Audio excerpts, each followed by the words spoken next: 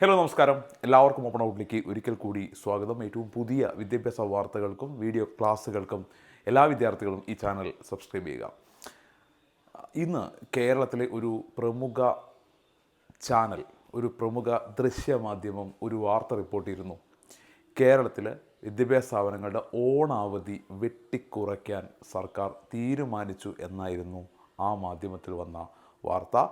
ഇത് കണ്ട പല കുട്ടികൾക്കും രക്ഷിതാക്കൾക്കും ഒരു കൺഫ്യൂഷൻ ഉണ്ടായിരുന്നു. അതെ, ഓണം അവധി 10 ദിവസമുള്ള ഓണാവധി വെട്ടിക്കുറയ്ക്കാൻ പോവുകയാണോ, അത് 5 ദിവസമോ 6 ദിവസമോ ഒക്കെ ആയി കുറയ്ക്കാൻ പോവുകയാണോ എന്ന ആശങ്കയുണ്ടായിരുന്നു. എന്നാൽ ഇക്കാര്യത്തിൽ വിദ്യാഭ്യാസ മന്ത്രി ക്രിസ്റ്റൽ ക്ലിയറായിട്ട് കാര്യങ്ങൾ പറഞ്ഞിരിക്കുന്നു. ഓണാവധി വെട്ടിക്കുറയ്ക്കാൻ സർക്കാർ ഒരു തരത്തിലും തീരുമാനിച്ചിട്ടില്ല. എല്ലാ വർഷവുമുള്ള പോലെ തന്നെ ഈ വർഷവും വിദ്യാർത്ഥികൾക്ക് അവധി ലഭിക്കും. എന്ന് വെച്ചാൽ 29-ാം തീയതി വെള്ളിയാഴ്ച സ്കൂൾ അടച്ചാൽ സെപ്റ്റംബർ 8 തിങ്കളാഴ്ച മാത്രമായിരിക്കും സ്കൂൾ തുറക്കുക. എല്ലാ വർഷവും അങ്ങനെ തന്നെയാണ്.